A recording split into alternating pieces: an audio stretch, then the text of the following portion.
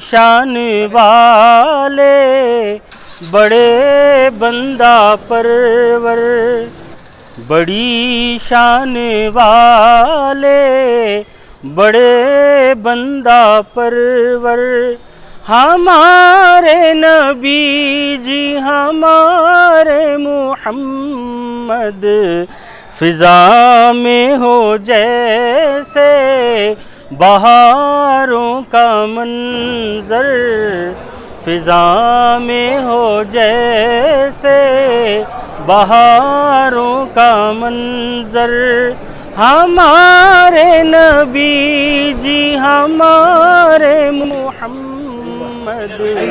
अल्हम्दुलिल्लाह हम तमाम अंजुमन खुद्दामुल मुस्लिमीन के बैनर तले खिदमत करते हैं। हज कैम्प के अंदर हुज्जाज कराम के लगेज जो परवाज़ में साथ जाते हैं, उस लगेज को हमारे कंट्रोल हमारे पास रहता है। जैसा ही हज कैम्प के अंदर हुज्जाज कराम आते हैं तो लगेज हमारे हाथ स्टिकर लगा के उसका आइडेंटिफिकेशन कार्ड उनके हवाले कर देते हैं। जिस दिन परवाज़ होती है उस दिन वो पासपोर्ट लेके वापस हमारे पास आते हैं, तो तमाम हुज्जाज कराम को उनके अशिया को वापस उनके हवाले करते हुए एयर इंडिया वालों के हवाले करते हैं, और यहाँ पे काउंटर पे उनको फ़्लाइट की टिकट, बोर्डिंग पास, वापसी की टिकट तमाम फराहम की जाती है। और इस काउंटर में सिर्फ लगेज ही का कंट्रोल नहीं रहता है, और हुज्जाज कराम के क़याम के टाइम में उनको रूम के अलाटमेंट भी यहाँ से होता है, इस काउंटर से। ये और प्लस हुज्जाज कराम के क़याम के टाइम पे उनका ताम का इंतज़ाम भी इसी काउंटर से होता है। ये तमाम चीज़ें कर्नाटका हज कमेटी फराहम करती है। Under they give it to us to take control of those things. It is all provided by the Hajj committee. And इस बार तो इसलिए इस बार बेंगलोर कर्नाटका स्टेट के साथ है ना, पहले सिर्फ आंध्रा के हुज्जाज कराम जाते थे, इस बार तमिलनाडु, उड़ीसा के, बिहार के भी हाजी है ना बेंगलोर को प्रेफर करके आए हुए हैं। गुजरात के भी हुज्जाज कराम बेंगलोर को प्रेफर करे हैं, इसलिए कि बेंगलोर का जो निज़ाम है शायद हिंदुस्तान के किसी हज हाउस के अंदर नहीं है। जिस तरीके से हाजियों को हर चीज़ की सहूलत, जैसे ही वो कंपाउंड के अंदर आ जाते हैं तो रज़ाकार उनके अशिया को उनके रहबरी के लिए 24 आवर्स अवेलेबल रहते हैं। और अंजुमन खुद्दामुल मुस्लिमीन के मातहत 115 रज़ाकार खिदमत करते हैं 24/7। It is even night 1 o'clock Haji's reports, his luggage is taken and a room is provided to him।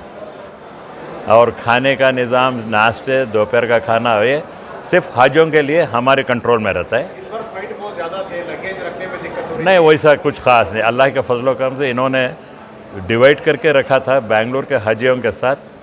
बाहर के हाजियों की तादाद है ना, डिवाइड करने की वजह से है ना, और बेंगलोर के हाजी लोग अपना जो चीज़ें रहते थे वो खुद डायरेक्ट हज कमेटी के थ्रू है ना दिया जाता था। हमारे पास कंट्रोल नहीं रखते थे वो लोग।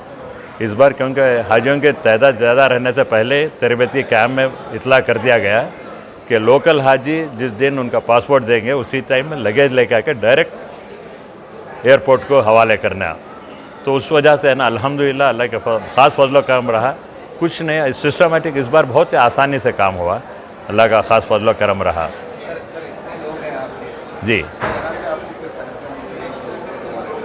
लिल्ला, ये तमाम है ना साहिब सरमत लोग हैं।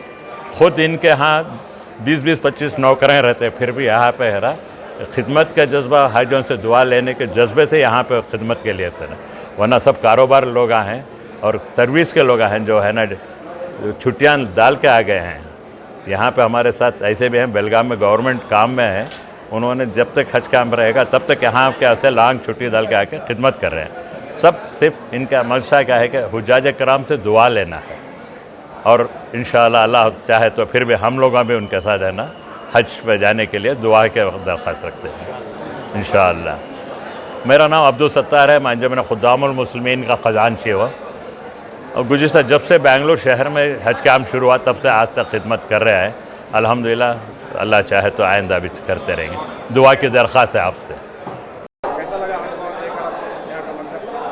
माशाअल्लाह हज भवन में तो खिदमत का मौका है, हर वॉलंटियर खिदमत कर रहे हैं। हमारा गवर्नमेंट स्टाफ भी बहुत अच्छी तरह काम कर रहे हैं, क्या भी हाजियों को तकलीफ़ नहीं है।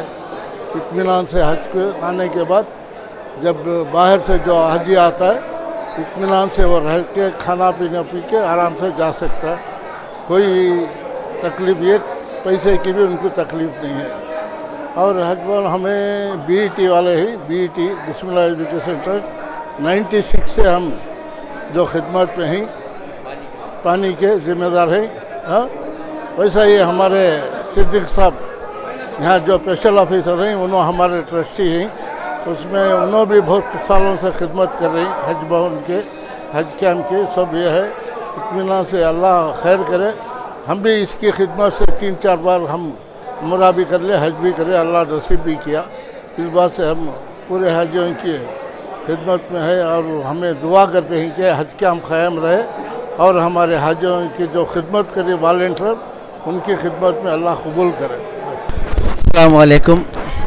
ये हज कैंप जो है अल्लाह के फजल से जो बेंगलुरु में बना है, मेरे ख्याल से पूरे हिंदुस्तान में नंबर 1 पर है, इसलिए कि इतने अच्छे इंतज़ामात और इसे बनाने के टाइम पर ही जो अलग अलग जो काउंटर्स जो ये बनाए हैं, ये बहुत बड़ी नियामत है हमारे लिए, कौम के लिए बहुत अच्छी चीज़ है। और यहाँ वॉलंटियर भी जो है हर बात की खिदमत कर रहे हैं।